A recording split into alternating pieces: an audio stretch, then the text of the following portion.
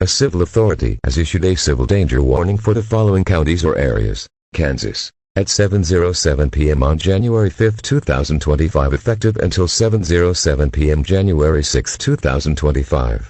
Message from Don/JKZ. Unless it is an emergency, please do not drive on Kansas roads. It is very dangerous for you and for our emergency services employees. Stay home. Stay safe.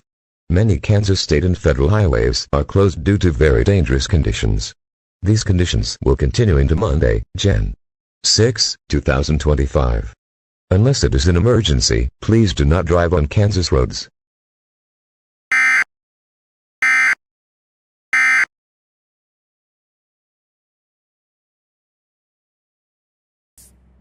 It's not a Big Mac. Chicken Big Mac? Chicken patty, special sauce, lettuce, cheese.